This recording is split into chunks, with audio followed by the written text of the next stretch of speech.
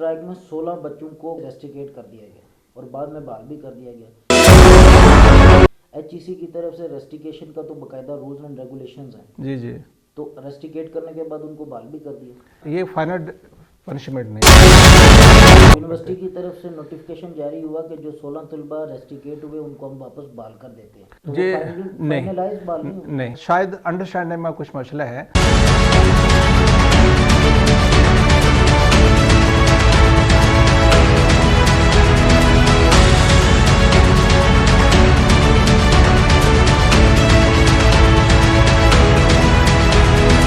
बिस्मिल्लाहिर्रहमानिर्रहीम। आप देख रहे हैं मीडिया एक्सप्रेस। मीडिया एक्सप्रेस के प्रोग्राम हक बात के साथ आपका मेज़बान आशिर अली आपके साथ मुखातिब है। प्रोग्राम हक बात में आज जो शख्सियत मेरे साथ मौजूद हैं, 25 साल के तवील अरसा तक पाकिस्तान की बेहतरीन यूनिवर्सिटी नस्ट के साथ मुंसलिक रहे, मुख्तलिफ ओहदों पर फाइज रहते हुए बहुत कुछ सीखने और बहुत कुछ सिखाने का भी मौका मिला। मौजूदा vice chancellor Mirpur university of science and technology मेरी मुराद प्रोफेसर डॉक्टर यूनुस जावेद साहब आज मुझे प्रोग्राम में ज्वाइन करेंगे। अस्सलाम वालेकुम सर। जी वालेकुम सलाम जनाब। सर कैसे मजाज? अल्लाह का शुक्र, बहुत शुक्रिया, आप तशरीफ़ लाए। Sir it's a great honour for me to having you on this set.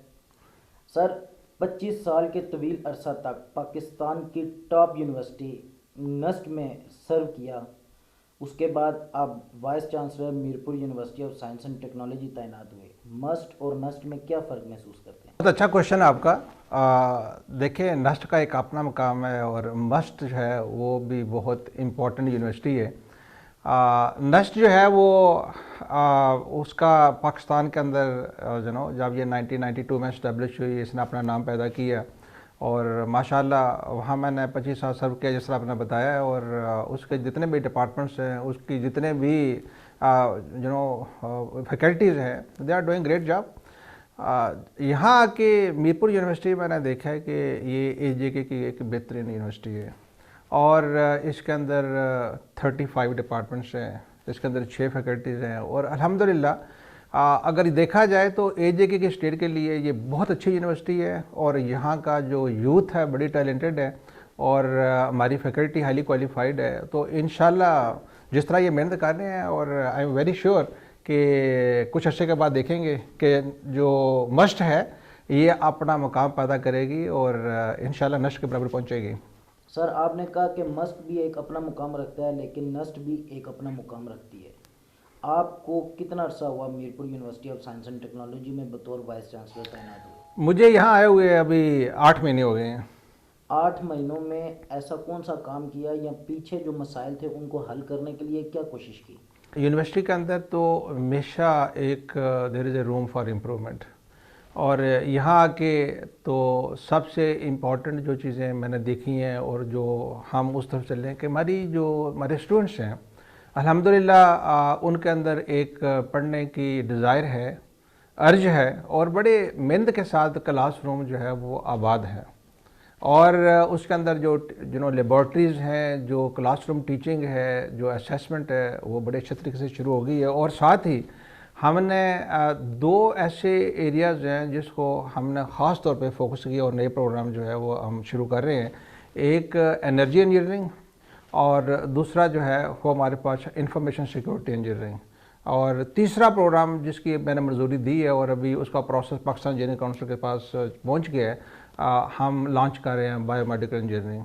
ये तीनों ऐसे प्रोग्राम हैं जो कि AJK की रिक्वायरमेंट भी है और हमारी यूनिवर्सिटी को इंशाल्लाह ये उठाएंगे भी।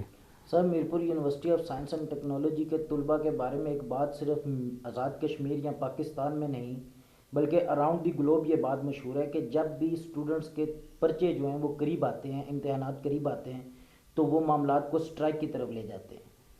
इस चीज़ को आप कैसे ओवरकम करेंगे? हमारे बच्चे हैं, मैंने जैसे पहले बताया जी कि ये सारे के सारे जो मेरी बच्चों के साथ बहुत क्लोज़ इंटरेक्शन है, मैं बच्चों से मिलता हूँ, क्लासरूम में जाता हूँ, इनकी लेबॉर्ट्रीज़ के अंदर जाता हूँ और जो मैंने बच्चों को देखा है माशाल्लाह बहुत ज़हीन है। ये जो एग्ज़ाम के, ये बात दुरुस्त नहीं कि हर एग्ज़ाम में ये स्ट्राइक करते हैं, लेकिन जो बच्चों की डिज़ायर थी इस दफ़ा के जी के जो है ना ये एग्ज़ाम फ़िज़िकल से ऑनलाइन शिफ्ट किए जाएँ और उसके ऊपर मेरी बच्चों से बात हुई और मैंने कहा कि बच्चे आप सब ने माशाल्लाह जो है वो फिज़िकली पढ़े है और हमें फ़िज़िकली एग्ज़ाम लेने चाहिए। तो उसके ऊपर उनकी इनिशियल कुछ रिजर्वेशन थी और वो थोड़े से परेशान भी थे कि जी कि हम अगर ऑनलाइन से फ़िज़िकल शिफ्ट होंगे तो डेफिनेटली फ़िज़िकल एनवायरनमेंट थोड़ी सी टफ़ होती है बच्चों के लिए। लेकिन जब मेरी उनसे बातचीत हुई, बच्चों से मैं मिला और बच्चों ने इस बात को समझा कि जी कि हमारे लिए जो फ़िज़िकल एग्ज़ाम में कोई प्रॉब्लम नहीं है, दे हैव एग्रीड और अल्हम्दुलिल्लाह जो है उन्होंने अपनी जो स्ट्राइक थी, जो उनकी 2 दिन की स्ट्राइक रही है, जो सोमवार और मंगल को 15 और 16 तारीख को, 14 और 15 तारीख को, वो अल्हम्दुलिल्लाह अभी दैट इज़ ओवर। आपने जो अभी कुछ रोज़ कबल स्ट्राइक खत्म हुई उसका जिक्र किया, जी जी। इस स्ट्राइक में 16 बच्चों को कॉलेज से रेस्टिकेट कर दिया गया और बाद में बहाल भी कर दिया गया। HEC की तरफ से रेस्टिकेशन का तो बाकायदा रूल्स एंड रेगुलेशंस हैं। जी जी। तो रेस्टिकेट करने के बाद उनको बहाल भी कर दिया। हमारे जब ये इससे पहले वाले जो एक बच्चों को बीच में उन्होंने स्ट्राइक की और उसमें वो बच्चों की मेन जो जो उनका मुतालबा था कि जी कि चूँकि कोरोना बहुत ज़्यादा है और इन हालात में हमें जो है वो यूनिवर्सिटी को क्लासरूम में जाना या यूनिवर्सिटी के अंदर रहना हमारे लिए मुश्किल है, ये उनका एक अपना व्यू पॉइंट था। मैंने उनको बताया जी कि ऐसा नहीं है। अगर पाकिस्तान के अंदर 200 से ऊपर यूनिवर्सिटीज़ हैं, अगर हर जगह क्लासरूम के अंदर क्लासेस हो रही हैं, बाकी क्लास एक्टिविटीज़ चल रही हैं, लेबॉर्ट्री की एक्टिविटीज़ चल रही हैं, तो हमें अपने जो एग्ज़ाम है वो भी क्लासरूम में ही लेने हैं। लेकिन जब बच्चों ने बीच में स्ट्राइक की, गेट बंद हुए, तो रूल्स के मुताबिक एक यूनिवर्सिटी डिसिप्लिन कमेटी होती है, उसने उन कुछ बच्चों को आइडेंटिफाई किया और उससे जो जिस तरह आपने फरमाया कि 16 बच्चे थे जिसमें कुछ रेस्ट्रिक्शंस, कुछ एक्सपेक्शंस हुई, लेकिन उसके अंदर रूल्स के अंदर दिया हुआ है कि ये फाइनल पनिशमेंट नहीं है, ये इनिशियल स्टेप है। अगला स्टेप ये होता है कि जब बच्चे हैं उनका राइट है अपील का और वो अपील कर सकते हैं। वो अपील वाइस चांसलर खुद सुन सकते हैं या अगर चाहें तो वाइस चांसलर जो है एक अपील कमेटी बना सकते हैं। तो अभी मैंने अपील कमेटी बना दी है और अपील कमेटी जो पहले यूनिवर्सिटी डिसिप्लिन कमेटी की जो सज़ाएँ हैं जिस तरह आपने बताया है उनको रिव्यू करेगी। जब वो फाइनल करेगी तो उसके बाद जब वो अप्रूवल हो जाएगी मेरे से तो देन HEC को हम इन्फॉर्म करते हैं या बाकी लोगों को इन्फॉर्म करते हैं। यूनिवर्सिटी की तरफ से नोटिफिकेशन जारी हुआ कि जो 16 तलबा रेस्टिकेट हुए उनको हम वापस बहाल कर देते हैं। तो जी नहीं, शायद अंडरस्टैंडिंग में कुछ मसला है। उसमें लिखा है कि जी कि वो बच्चों की जो पनिशमेंट्स हैं वो डेफर हुई हैं और अपील कमेटी जो है अभी उनको सुनेगी। तो जब डेफर हुई तो इट मीन के जी कि अभी अपील कमेटी को अपना काम करने दें। अपील कमेटी जो है वो अपना जो टाइम है वो लेगी, बच्चों को सुनेगी और बच्चों के व्यू पॉइंट सुनने के बाद देखें सज़ाएँ जब होती हैं आप देखें अगर एक हाई कोर्ट में डिसीजन होता है, सुप्रीम कोर्ट में चैलेंज होता है, सुप्रीम कोर्ट जो है वो इसको सुन के फिर रिव्यू करती है। बात समझ आ गई जी। कोरोना वायरस पीक पे था, यूनिवर्सिटी को ऑनलाइन कर दिया गया, उसी दौरान बच्चों की फीसों में भारी भरकम इजाफा भी कर दिया गया जो कि टॉक इन द टाउन भी रहा ये मामला।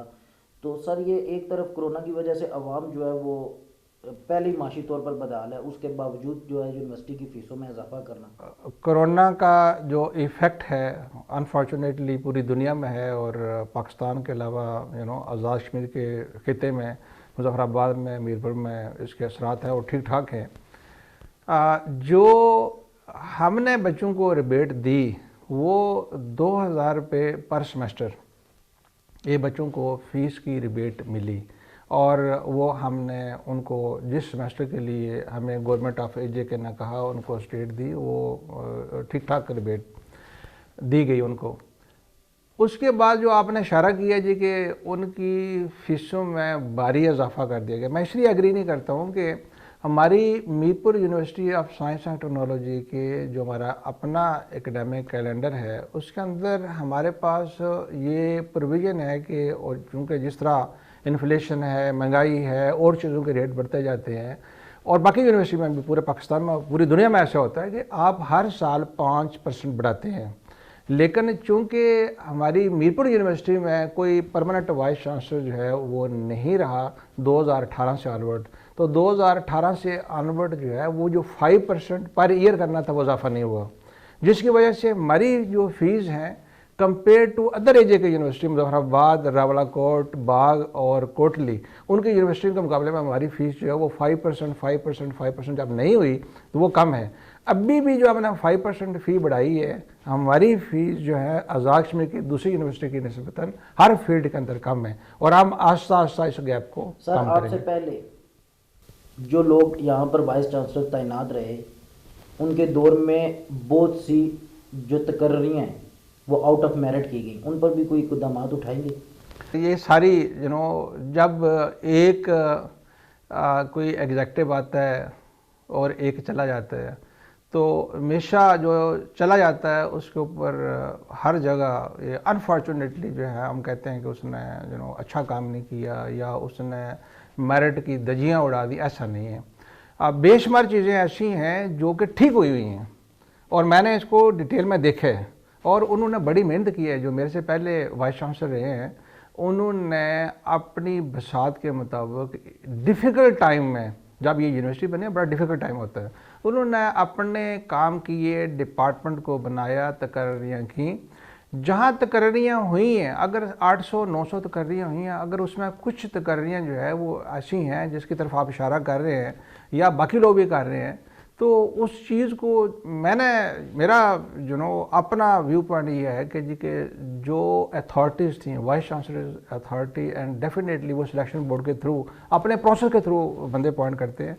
मेरा ख्याल है कि जी के अच्छा नहीं लगता कि किसी वाइस चांसलर के किए हुए काम को आप साइड पे फेंक दें। ये कोई अच्छी नहीं है, कि अदारों के लिए अच्छा नहीं है, तो मैं ऐसा नहीं करूँगा।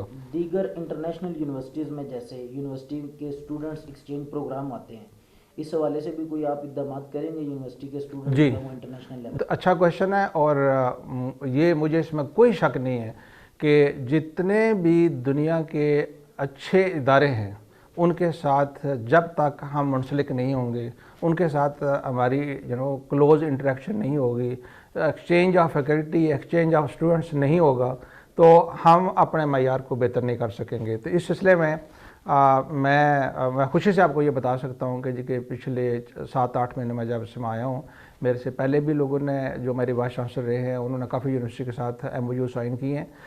हमने चाइना के साथ साइन किए हैं MOUs, उनकी यूनिवर्सिटी के साथ जो बड़ी अच्छी यूनिवर्सिटीज़ हैं। इसी तरह हमने अभी लाहौर में यूनिवर्सिटी जो है वेटनरी यूनिवर्सिटी, उसके साथ MOU साइन किए हैं। इसी तरह हमारे पास जो बाकी यूरोपियन यूनिवर्सिटीज़ हैं उनके साथ हमारा प्रोसेस चल रहा है और कुछ MOU साइन होने वाले हैं, और हम ये चाह रहे हैं कि जी कि ये सिर्फ MOU सिर्फ साइन होने की हद तक ना हो, इसमें एक्चुअली बच्चे जाएं और बेनिफिट करें, और उसकी तरफ इंशाल्लाह ये हमारे बच्चे जाएंगे। और कुछ बच्चे आजकल इस प्रोसेस में हैं जिनको हमने कहा जी कि 6 महीने के लिए जाएं, हमारे सेमेस्टर में उनको लॉस ना हो, ताकि टाइम पे उनकी डिग्री भी कंप्लीट हो जाए। सर जिला बिब्बर से आपका तल्लुक है जी, वहीं पे आपने इब्तदाई तालीम भी हासिल की। जी जी। कभी ज़िंदगी में सोचा था कि नस्ट जैसे तालीमी अदारे में 25 साल सर्व करेंगे और फिर मीरपुर यूनिवर्सिटी के वाइस चांसलर तैनात होंगे? कभी नहीं सोचा था, और मैं मुश्किलात का सामना करना पड़ा? मैंने ये कभी नहीं सोचा था। मैं जब मैंने मैट्रिक किया 1974 में, मेरी मीरपुर बोर्ड में पोजीशन थी, मैंने बिम्बर कॉलेज से FSC की और अल्लाह का शुक्र है मैंने टॉप किया, और मैं UT लाहौर से मैंने इंजीनियरिंग की और अच्छी पोजीशन के साथ इंजीनियरिंग की, और मैं फिर आर्मी को ज्वाइन किया। मेरे पास उस वक्त 5 जॉब्स थी, और आर्मी की जो है वन ऑफ दी जॉब जो मुझे ऑफ़र की गई वो मैंने आर्मी ज्वाइन की। उसके बाद मैं बहुत ही यंग एज में कैप्टन था, मुझे मास्टर और PhD का स्कॉलरशिप मिल गया गवर्नमेंट ऑफ पाकिस्तान का यूनिवर्सिटी ग्रांट कमीशन के थ्रू। मैंने वो UK से मास्टर PhD करके आ गया, और फिर मुझे बताया गया ये आप अपना जो है यूनिवर्सिटी बनाई, मैंने इसमें लग गया और 25 साल सर्व किया। मैं कभी नहीं सोचा था कि मैं AJ के मैं यहाँ मैं हूँ, और चूँकि मैं वहाँ ही मेरी जॉब थी, नस्ट में ही रहा। लेकिन है कि बीच में जब मुझे ये कहा गया, जो मेरे सीनियर्स हैं, जो मेरे दोस्त हैं, जो मीरपुर के हैं, जो बिम्बर के हैं, जो इवन मुजफ्फराबाद के हैं, उन्होंने कहा कि जी देखें ये बात अच्छी नहीं है कि आप AJ के को बिलोंग करते हैं और आपने कभी भी AJK में अप्लाई नहीं किया वाइस चांसलर के लिए, और जबकि पाकिस्तान में मेरिट पे आप टॉप करते हैं, वाइस चांसलर लग जाते हैं। तो उन्होंने मुझे कहा जी कि यू मस्ट अप्लाई। मैंने अप्लाई किया, इधर मैं टॉप कर गया और मेरी अपॉइंटमेंट हो गई। और अभी जब यहाँ आया हूँ तो मैं समझता हूँ कि जी कि जो एकेडमिक्स की जो रिक्वायरमेंट है उनको इम्प्रूव करने की, वो बहुत गुंजाइश है इस एरिया में। तो जब तक हम अपने इन बच्चों को अच्छी एजुकेशन नहीं देंगे, ये मेरे पास इस वक्त 8,320 स्टूडेंट हैं। ये 8,320 स्टूडेंट नहीं है, 8,320 ख़ानदान हैं। तो अगर इनको एजुकेशन अच्छी मिल गई तो इंशाल्लाह आई एम श्योर कि ये हमारी AJK स्टेट बेनिफिट करेगी। दुनिया जैसे जितनी तेज़ी से मूव कर रही है, moving into the modern era, जो हमारा निज़ाम तालीम है उसको जदीद करने के लिए क्या इक़दाम उठाएंगे? बहुत सारी चीज़ें हैं जो हम कर भी रहे हैं और हम आगे करेंगे। हम सबसे इम्पोर्टेंट ये है कि जो एमर्जिंग फील्ड है, हर एरिया के अंदर मेरे पास 35 डिपार्टमेंट्स हैं और हर डिपार्टमेंट के अंदर जो है बेहतरीन फैकल्टी मौजूद है। तो उसके अंदर जो न्यू एरियाज़ हैं, हाँ, उनकी लेबॉर्ट्रीज़ को इस्टेब्लिश करेंगे, न्यू एरियाज़ को हम इंट्रोड्यूस करेंगे, अपने एकेडमिक्स में लेके आएंगे, उस पर फोकस करेंगे। अगर वो फोकस नहीं करेंगे तो फिर इदारे ख़त्म हो जाते हैं। तो हमारी जो सबसे इम्पोर्टेंट होगा कि जो सेंटर ऑफ एक्सीलेंस हो इन ईच फील्ड, और अगर ये करेंगे तो we will remain in the run and will be delivering for this university, from this university, for the people of AJK। मैंने ज़िंदगी में कभी नहीं सोचा था कि मैं Mirpur university of science and technology का वाइस चांसलर तैनात हूँगा। 25 साल नस जैसे अदारे में सर्व करने के बाद दोस्तों के इसरार पर, जो मीरपुर और मेरे बिम्बर के दोस्त थे, उनके इसरार पर आज़ाद कश्मीर में अप्लाई किया, टॉप किया और Mirpur university of science and technology में वाइस चांसलर तैनात हुआ। इसी के साथ अपने मेज़बान आशिर अली को इजाज़त दीजिए। अल्लाह हाफ़िज़।